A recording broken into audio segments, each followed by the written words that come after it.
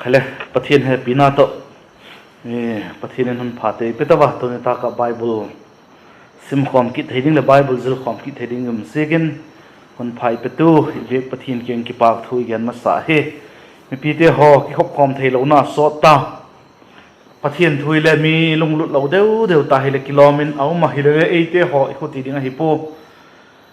ko chu member de gen lo ho tu te ho jing hele ki khop thei lo hi nuam sagam ta ki hi di o ti ding khopin a ta ki ngai tu angai ma singa ho tu te nuam ta lo le ei nang le kei pathian thu ilung lut ding pathian mina ki pol khom na ho mun khatin wa che khom thelo len le pathian thu a media te ho mangcha kizil sakna te ho ingai khok ma ding happy ipan zom zel ding hi ikichel nop na hi jeding a chon pathian dam na I pian tin e mabana le pathian thu te ho mal som na tam tak mai don to zelu kum tung lo pi na lampi chi jing hi la ya je lampi chu man su lo ding in pan ila ding a hi je chu a hi zigin lampi imat su lo na ding in pathian thu zil khom ki ding I he pau chap na hungnein ka pau cha pitiu lung se na happy na dim jing ka bi ko le ka belu pa pathian ka gilo na te ho zo se le ngai da ma gen mai dil patin le hu da ma van gam nang ma king tung ding in le tan dokta ki pak ma main la king ki pak thu ka gen a he ka huk dam naw kalal pau jesu kristan e tat zon nunga khovel hin kum tung lo pina chang dingin lam zot jing lai te ka hewa zina chun lampi mat so khak ding kalawo lung se tang mai nang man lampi man so lova lathu sim to zela lampi man so lova kum tung lo pina lampi chu zona lo pi tak mai nang ma king tung theiding nang nei pan pi chi den la pan pina ka do no he lathung sim ning la gen ding ka hi wa ke ma sim tu again tu kalung thim ngai to na te nang man thu na yen lang ngai thading mi pi te ho zo se lung thim ngai to na nang man thu na yen lang ke ma gen tu la thu tak te be sa ka gen do ngai tha mi pi te hon la thu tak chai bang tak he thiam theiding nang in ei pan pi chi den la pan pina ka don kit bako he kami mal chi to kum tung lo pina lampi zon ka hi na ba ka poi modan dung zui chi zon da thui na holim pin tin la holim pina do yum tak mai kalal pa do tak mai jesu minin la king ka hong don a hi amen chamchin phaluka na zik bung som na chang som thum lenga azinga anu seding konin denari dangka pani aladoka khol buk veng pa kinga chun api akingin zihin amahi alakai to en la je khela hi la sen na omle kahung kit phat le hundit ingka atimalama chanchin pha zhanin na zik bung som na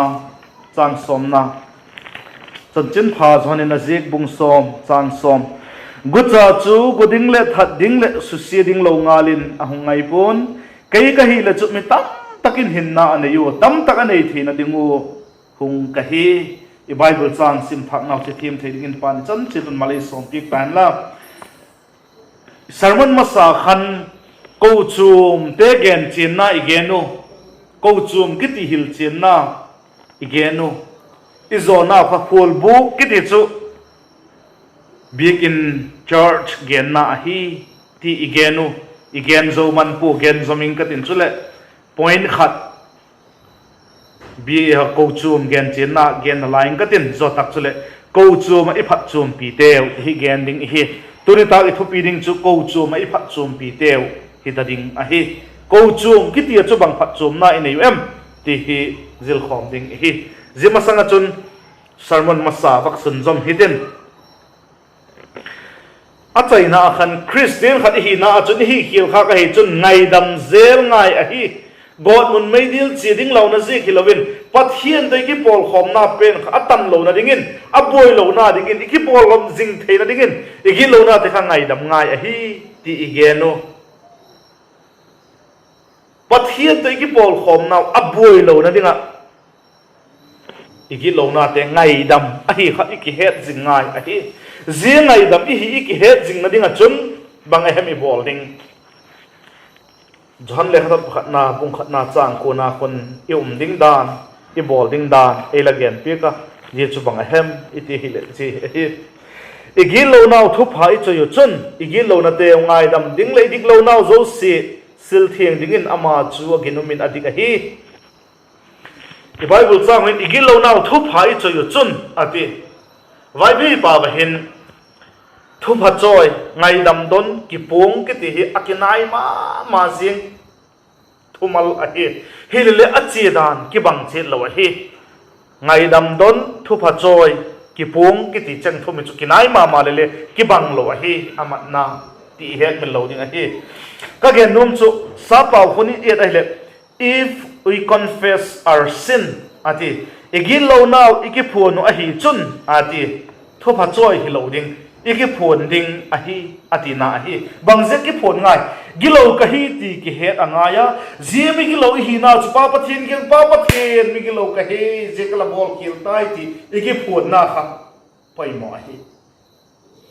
je gilo na chi ki phun do tak le jesu christ kum tu nga ding ai ngai dam na igilo na zo se pok mang na kha i het do khan lung mon na ine ya je chu ngai dam na i chang zel dang kha i het i lung mon ding chu i bible in le pathin in adoi pen a hi ti i het min loading a hi igil lo na ki phun do na chun migilo ka hi ti ei ki het do saka zigi phun do tak chule jesu christ kum tu nga ding ai gai dam da i het chin tak le ngai dam zel ngai i hi na pen ka ngai dam na i chan na hi se ka hi ti kha i het min loading a hi ti chun pathin in ei ngai dam a hi het chin hitin a he pi na thu ta ka chun ei hi thieng jing ding a hi ti het min lo ding a hi ayu christian pin thak cha te hoi pathian thu tuya chu sil thian jing ngai te hiu ti iki het min lo ke ding a hi je ka chun pathian thu zil khom pathian thu sim khom mi poi mo ma jing a hi hun si na pathian thu ki sil jing ngai a hi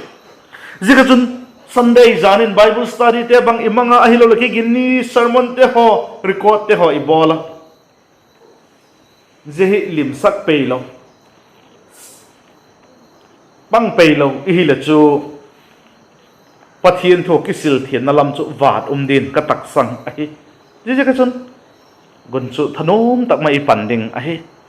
pathian thu tu kisil thian ding ka ti Bible in hitan again na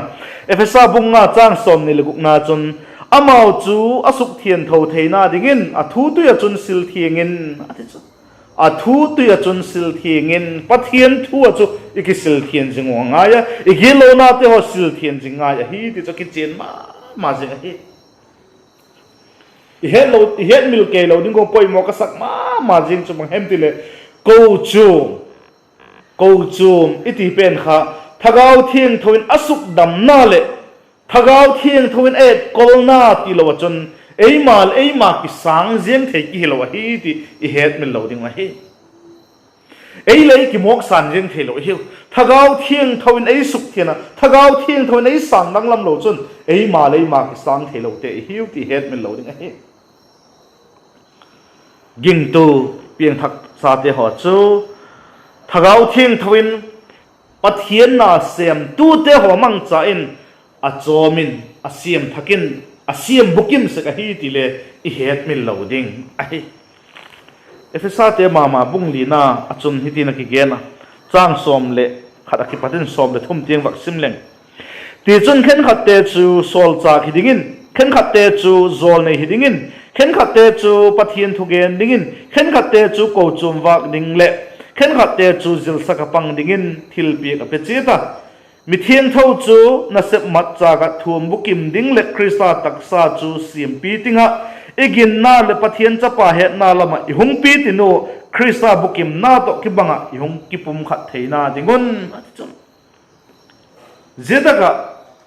ko chum en kol tu ding ko chum wak tu ding ala piek te ho hi ei ho ei sim pi ting tu ding chu a hi ri a ki chien ma jing a hi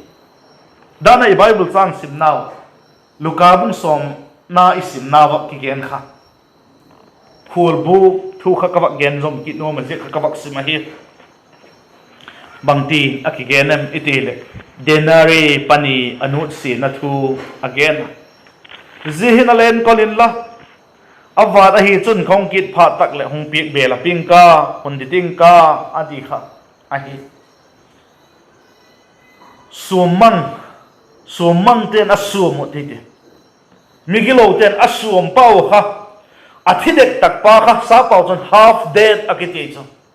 zia thing athidek tak pa kha khol bu ka puin auma et kol a hi golin ging tu te ho he pathian na sema vakki pat zeng masanga chon ko chu ma et kol ma sak chu ingai wa hi ti khet man lo ding a hi ko chu ma chon et kol a uma khang phat chu angai a hi ma ging tu den i het man lo ding a dei uma hi zi ko chu ma et kol a uma khang phat ngai a hi ti kha pathian na sem din ki mo pat jeng sang kha ji kha poi mo zo a hi ti het man lo ding a hi ging tu te ho chu ahung taksa le thaga wa hung dam theyo lalpa na sem thei ding tiang hat na hung nei pha ta ko le ziete ho chu pathianin amang cha ziete ho ki pana chun lalpan ana chu hung sem ding a hi ti I het min lo ding wa hi nang le ke ki ngai tu ti igen golin zi ala gen belak nak lai chu zi khela hin la sen na a le ti mo zi hina ma hi ala kai to in la zi khela hi la sen na le ka hung kit pha lon dit kit inka ati malama ati ka hung kit pha le hun dit kit inka zi khela hi la sen na le ati hi bang again na hi dir ei ho he na to thutak denari pani iti kha to khom mo ye kha to khom hi jing le hinu le zete ho kan ei sang dang lam ding cho hi ei sang dang lam ding hi jing le taksa sungu hin mo taksa gilo na adim na muna khovela na lai hi sunga hin bukim thailo ding chu hi wa hi perfect tium thelo ding a hi bukim thelo ding hi wa hi je ka chun lal pa ong kit phal I taksau hi le huk dam ding a hi I taksa jing le huk dam in tin I taksau le thagau le bukim takin ama bang ding in a sim ding a hi je chu christian den ingak la pen wa hi it is bu kha hi rombung ge chang som ni le thom khoi se ma hi le je chu hinna nei te hon angak la pe no thing le ko na ngon na ngak la hili kilomin om ta hi mole philippi bung thum na chang som ni le khathau pis ma hi le bangki mathum thei zekin itom lai tak sau ama tak sa lo pi go le si pi nga hi alati hi chule ko chung gen chen na khat gen na lai ding point khat gen na lai ding ka ti hi zekin ka gen nom su ji hi thau mei tun na ki ti kha câu chu gen na hi thu pon bung khat na a laki gen na chang sop ni na kan thu pon bung khat na chang som ni na chun hi ti na ki ka khut chang lam aksi pasagi lamu te le sana thau mai koina pasagi lamu te ji thu gup chu aksi pasagi te chun câu chum pasagi te van sol chak te chu et sakun chule thau mai pasagi te chun ko chum pasagi te chu et sakui ahun ti tai thau mai pasagi te chun ko chum pasagi te chu et sakui lemstem akiti sa pau chun thau mai tunna akiti ei pau chun ma je hi ko chum et sakna hi ti het mi lo ding hi ko chum sagi again chun bang again no hem iti le khabi khan le chu study ilani taw again taw je ko chum sagi ne sak chu pathian ko chum te zo set sak ma hi bible study lai khan again taw number sagi perfect number abukim angai a hidam khai again taw ba ye chun ko chum sagi iti te chun ko chum pentecost ni ko chum hung ki pataki pat khan rapture ni kho te nga ding ko chum pathian ko chum te ko chum min chum ko chum chitam ta again hello pathian ko chum te kha again hi ti het min lo ding ai thau mai tun na akipat achun thau tui ai lo la thau kha thagau thing tho chun wak na dinga poi mo zo si pikin yum sakwe thau mai tun na thau tuin akung ding awak ding supply atuin api go la chun pieng thak te ho zo se chu thagau thing tho chun awakin achom ding a hi ipoi mo zo se aman e peding a hi ko chu achun e peding a hi ti I het min lo ding a hi lalpa khut hat taka chun ko chum chu van sol chak te chun atu sak zin ama mi ma takin ko chu ma chun vai a hom a hi ko chu ma chun awa vela ama mi mal takin vai a hom a hi ti het min lo ding a hi tunin nang ki khop na ko chum chu alaya chun jesu christa va velin vai a hom na em a hi lo le ko hem khatin vai a hom hem le office ai lo le khoi tak gam hem khata mi khatin la ko chum et kolte ho ai lo la ki khop na begin ko chum ta chu vai a hom hem jesu christa vai a hom na em en chin thakite a vai hom lo di pin vai hom phak a hi chun so pite chỉ hiểu khát thể hi thì hiện mình lâu này câu chuyện mà chúng vạc khovel salvak ding chu a oma chu le câu chuyện om na zik chu khovel thimi lalpa vaka salvak dingin hiu ti le ki hiện mình lâu ke ni hi cái chun thao mai tun na chu câu chuyện mà hi câu chuyện gen chen na pasagi point sagi igen ha pasagi na su thau mai tun na chu ko chu gen na hi ka igen na turita ki thupi ding ka gen zota ko chu mai phat chum pi te ti gen ding hi dan isim na chan chin pha zani na ji bung som na chang som na khan e gen pi ka chan chin pha zani na ji bung som na chang som na chun go cha chu go ding le that ding le su se ding lo nga le na hongai pon kei ka hi le chu mi tam takin hin tam an yo tam taka nei thina ding hung ka hi ko chu mai phat chum pi deu khat na chu hin tam akimu a hi ko chu ma chun hin tam akimu a hi ti het min lo ding a hi azik chu pathian chu ahing pathian a hi mo ahing jing pathian a hi bible in simite Psalm number somdi le lina chang ni na chun hitina kisika kahin na pathian thangain pathian hinga in adang cha khi bangtik le pathian kieng tungin amel kamudi mo pathian hinga in adang cha khi pathian hing I pathian chu pathian hing a hi zekin hin tam wa hingai ta lo ding hin tam chule pathian chu pathian hinga hi zegin thil bang kim chu hin na api hi the bible na ki gen hi paksim ki the bible in timothy thol khat na bunguk na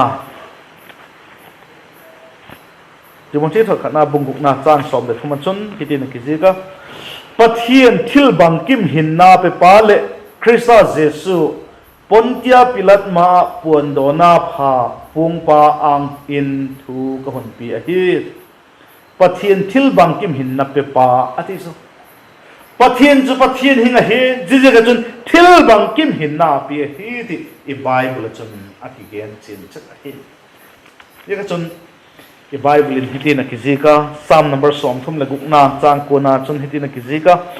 nangma achun hinna tui khu ka uma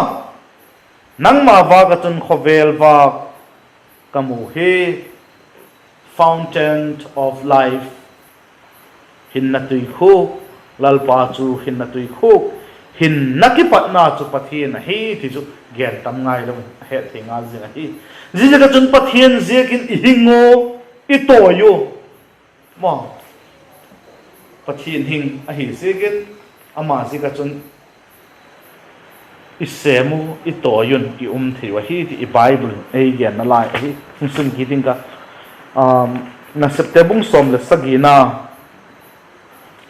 sang som ni le git na chun ama achun hingin itoyun I khosa hi ti le la phuk teo pakhat in le la phuk teo pakhat in le ei ho hi le asun teo I hiu ti again gola khan idoi pen chu ama achun hingin itoyon I khosa hi pathin hinga hi second ama achun hingin itoy hi ti bible in again pi ka hi pa pathina ki pada chon taksa hinna be imu pova taksa hinna be hi imu a hi po Jesu Christa zala chon kumtung hinna le changwa hi ti het sa hi ma kumtung hinna le changwa hi i Bible chang telun chanbung somna chang somna chon hidna aniyo ati hi banga gen na hem itile kumtung hinna ineyu ichan naw a hi zebana chun adoidan chu hintam ei pik ding chu hi kumtung hinna inezu hintam inei ding chu pathin adoi hi ti chu akichin ma jing hi ale je hintam hi ko chum Krista taksa bagle Krista aluchang hi na achum pi ka hi ti het min lo ma hi mundang no poi hintam chu mundang om lo hi hintam chu khayom mem Ilalpa Jesu Krista kumtung hinay na inong achon je kumtung hinay na ite chu ko chum Krista taksabak te Krista aluchang hina achon pi ka hi je mo na chon hintam au ma hi je ka chon hintam ni hinay nga chon ko chum Krista aluchang hi na mo na chu yung nga hi so bite ho igen saka ko chum luchang Krista ahina la hina em ahi lo le ahau sa papa tholom thotam papa soma khat petam papa luchang hina ai kha em ngai to khamating mo je ho chole ngai to khamating hi je ka chon ki ngai to thagete grab guile above the hin ji again hi again chin ma jinga chanchin pha chhanen ji bung som nga na khan again mundang umlo ahi dan iki again chin ma jinga zhan bung som lenga chang khat ki pat chang nga ting wak sim leng hitina ki gena ke hi grab gui tak chu ka hi ka pa chu grab hon nei pa hi ke ma ba ga lo ta po chu asa thasik hi aba ga chu ta po chu aga tam jok dik na dingen a hi thieng se he nang ho wang la ki ngo thu gen tak ji hin a thieng thau taw he nang ma wa kom jingol hin ke ma jingon bag chu gui pi to ki jok lo le ama ngon aga thelo gol hin nang mau le ke ma lom jing lo le ga thei pon lao ke ma hi grab gui pi chu ka hin nang o abak te chu la hiu ko le ke ma jinga ke le ama kom na chu jemi nge jun ga tam pi ahun su se hi ke ma lovin bang ma la hi thei pu hi aki chin mo mundanga hin tamong pu Jesu Krista taksa Jesu Krista lu changa hi na ko chu ataksa bakte hi na achun ji chu ma hi ki chin ma jing hi pathian pomta hin khu ki ti hi ai lo hin tam hin khu ki ti hi ei ma than no na jing thei lo hi ti het mi lo hi ei ma than no na le ei ma ki piek zona khan je kha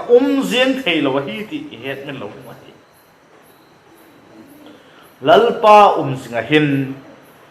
tam thei bu hi ti het mi lo ke ding hi pathian thili thina be pachun hin tam chu ma hi ti het mi lo ding hi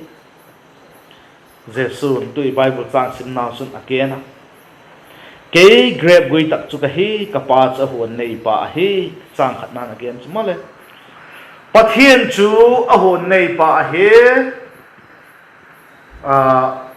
ging tu pian thak te ho chu abak te chi hi wa hi ma ye chun pathian chu bang ma zo se nei pa le grab le abak te khang sak tu anei tu a hi ti a ki chen ma se a hi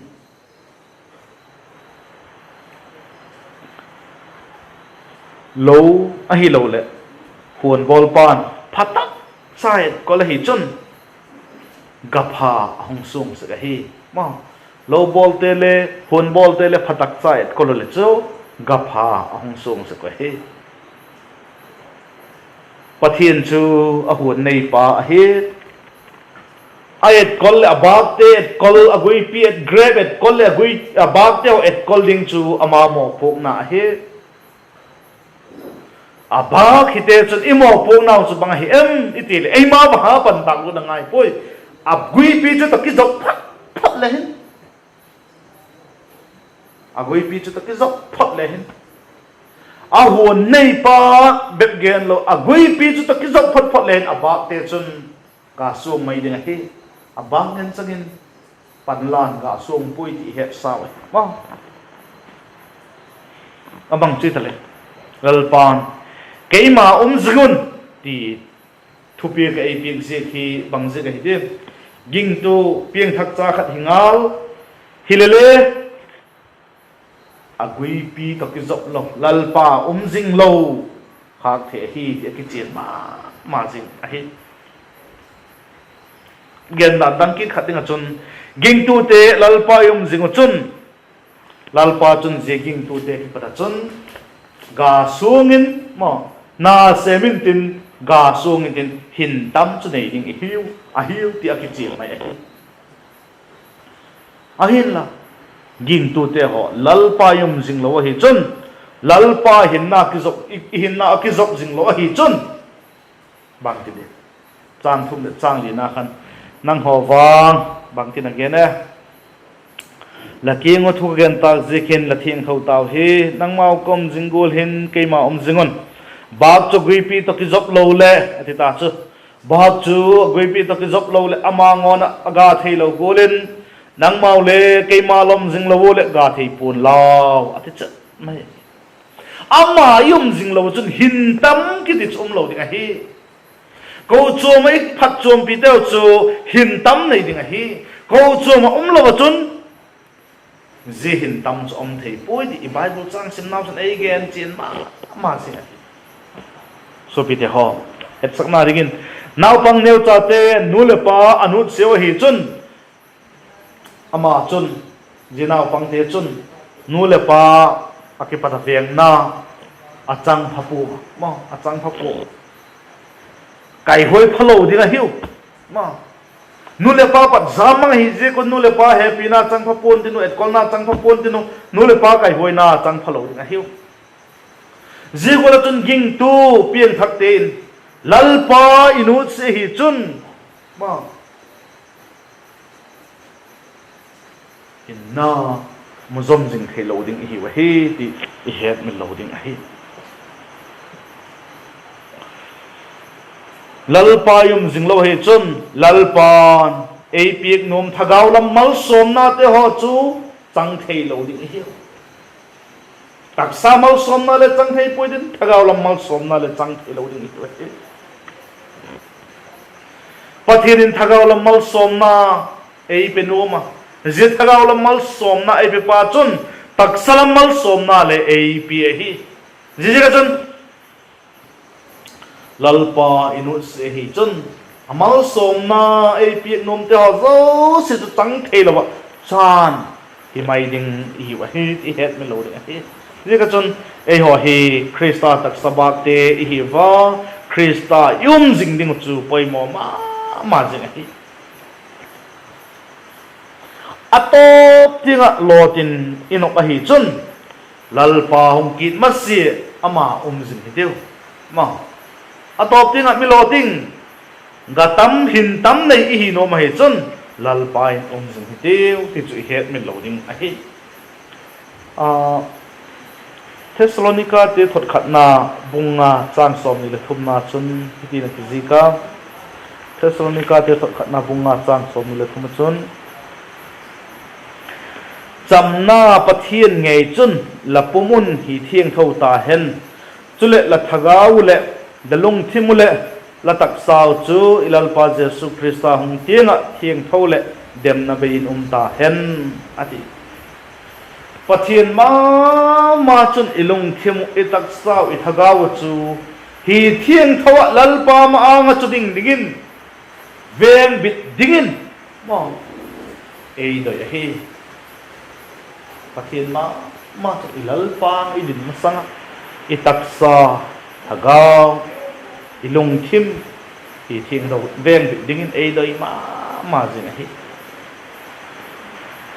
pathian cha te hi jegon pathian ei mo pan pi jeng pon den ahin la ama jing chun ei pan pi ding a hi ma